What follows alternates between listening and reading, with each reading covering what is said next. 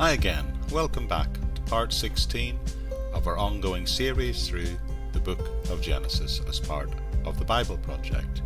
And we've reached the point where we're reaching the very climax of the first creation story. I would remind you that the full transcript of all these talks is available in the podcast notes section on the audio version of the podcast website. And we're reaching the point where I believe what is being revealed to us is our responsibility. The fact that God wants us to take care of His creation, and He wants us to do it wisely. And it's at this point in the text where we see Him begin to populate the earth with both plant and animals, and the means by which we might do that. So let's pick up the text in Genesis chapter 1, verse 29 to 31. And it says this: Then God said, I give you every seed-bearing plant on the face of the whole earth, and every tree that has fruit with seed in it. They will be yours for food. And all the beasts of the earth, and all the birds in the sky, and all the creatures that move along the ground, everything that has the breath of life in it. I give you every green plant for food. And it was so. God saw all that He had made, and it was very good. And there was evening, and there was morning, the sixth day. So God creates and God declares that it is good. In fact, very good, the phrase is used here. However, things, of course, we will begin to see soon will go wrong, and we will experience the narrative of the fall of humanity and how he will be expelled from this perfect garden. But at the moment, this is the end of the sixth day. Now I want to quickly cover the seventh day, and that will take us into chapter 2. So we'll pick up there in Genesis chapter 2, reading verses 1 to 3, where it says, Thus the heavens and the earth were completed in all their vast array. By the seventh day God had finished the work He had been doing, and on the seventh day He rested from all His work. Then God blessed the seventh day and made it holy, because on it He rested from all the work of creating that He had done. So on the seventh day we see the text telling us that God has finished His entire work of creation, both in the heavens and on the earth. And then we are told He rested. Now the word translated rested just means to stop working.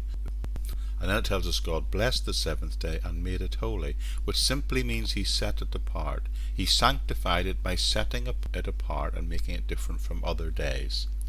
And that, my friends, is the first creation story as told in the Bible. So what I'd like to do now is just summarize that passage and try to answer a few questions that it might raise. This passage simply says that God created the heavens and the earth, and then He populated it, including the creation of humanity, and then He rested. So I suppose the first question this would raise is, can a Christian read this and maintain a scientific worldview in any way at all? Now, the overarching view of science, I still believe, leaves a huge intellectual space for God, because science does not reveal the why. It only suggests the hypothesis of the how. The scientific perspective does not reveal a cause.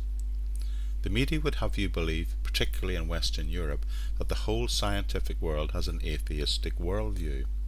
But less than 50% of science graduates worldwide think that way. Science tells us a lot, but there's one thing that it can never do. It can never tell you the why. Scientific knowledge can explain how we are here, but never the why. The real question as human beings we need to ask is, why were we created in the first place?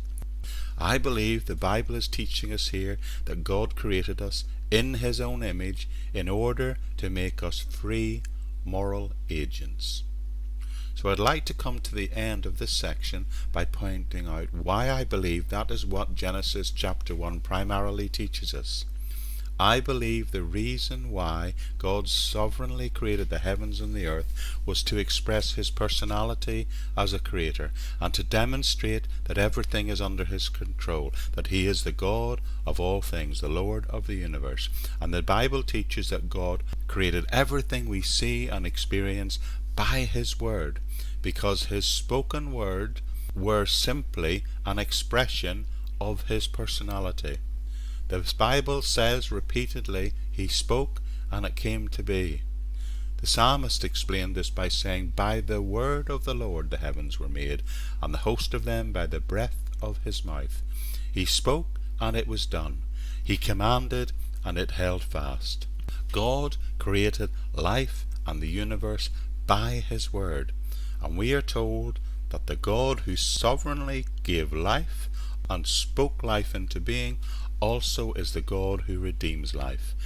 He changed darkness to light, chaos to order, and he will even change death to light, in order to demonstrate that God is the thought and the source of all life. And friends, this is really important, because if God is truly the source of all life, who knows better how to direct our lives and guide our lives than the one who created us, the Father of us all? So maybe we should go to him when we want to understand the meaning of life. Maybe we should turn to him when we need to know how he can help us live this one life that he has given us. Therefore, I believe it's logical to believe that if we believe that he is the one who created us in the first place, then he is also the one who can recreate us, can redeem us for new life. So for new life and answers also how to handle this life, it is best, I believe, to go to the one we see who is the creator of all life.